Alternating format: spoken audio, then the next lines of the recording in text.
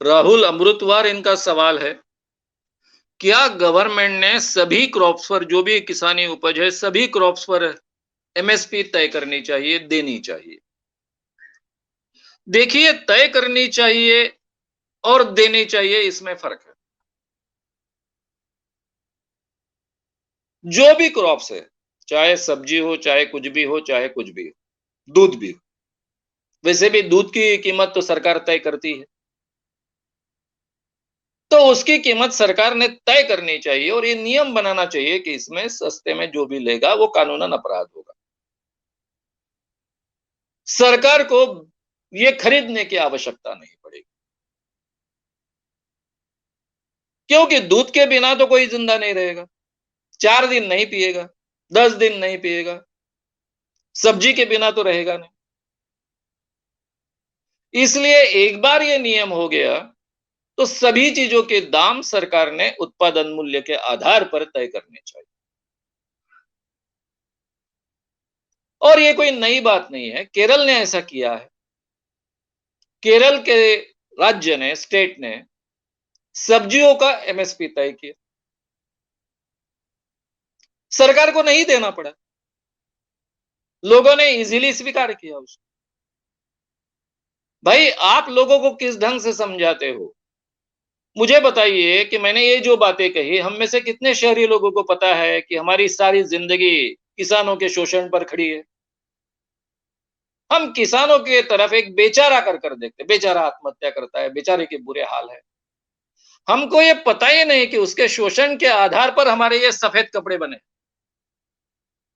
उसके शोषण के आधार पर हमारे पगार चलते, ये हमको पता नहीं। जब हम सबको इस बात का पता चलेगा, इसके बारे में जागरूकता बढ़ेगी, तो किसानी उपज के दाम बढ़ने के बाद में उसको सहन करने की हमारी क्षमता भी बढ़ेगी ना। आखिरी में वो हमारे भाई है, 74 साल तक उन्होंने हमारे लिए इतना कुछ किया है, उसके आधार पर देश की जो भी प्रगति हुई है वो हुई है। ये अगर हमारे ठीक ढंग से समझ में आएगा, तो शायद हम अलग ढंग से सोचेंगे। इसलिए सरकार ने सारी यानी किसान उपज जो है, कृषि उपज जो है, उसके दाम तय करने चाहिए और ये नियम बनाना चाहिए। और अभी 50 से 60% जनता को न्याय देना चाहिए।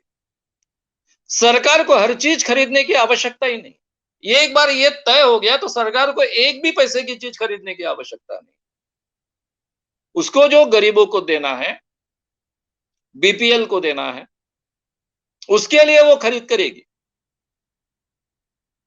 बाकी चीजों के लिए खरीद करने की आवश्यकता ही नहीं पड़ेगी ही नहीं ना।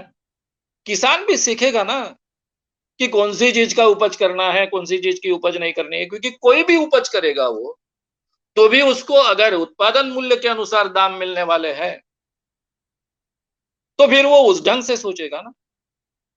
आज क्या होता है कि एमएसपी के आधार पर गेहूं और केवल धान खरीदे जाते हैं बड़े पैमाने पर, इसलिए किसान वही चीज उत्पाद करता है, क्योंकि बाकी चीजों की गारंटी नहीं।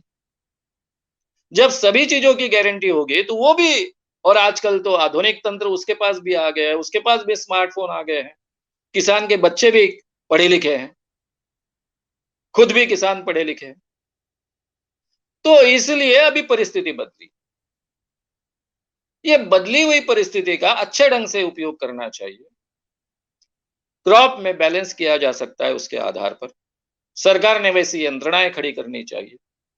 ये संभव है, आपके एरिया में आपने कौन सी चीजें बोनी चाहिए, उसकी उपज करनी चाहिए, इसका मार्गदर्शन किया जा सकता है।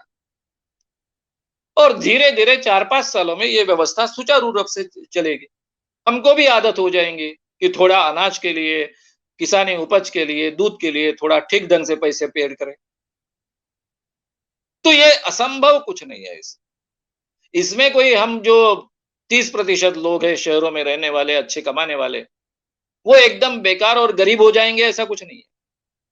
थोड़ा कटौती होगी उसमें, 10% की, 20% की कटौती होगी, इससे ज्यादा नहीं होगा।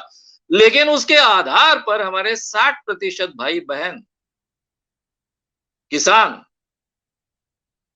अच्छा जीवन जीने लगेंगे और देश की प्रगति, भारत की प्रगति सही माने में बहुत अच्छे ढंग से होने शुरू होगी। इसलिए उस दिशा से, उस ढंग से अगर हम सोचेंगे, तो सभी उत्पाद के एमएसपी जाहिर करने चाहिए, कृषि उत्पाद के, और उसको कानूनन अगर उससे कम में बेचे जाए तो अपराध बनाना चाहिए। ये डिमांड किसानों की बहुत ही सही डिमांड है, क्रांतिकारक डिमांड है और बहुत ही इनएविटेबल डिमांड।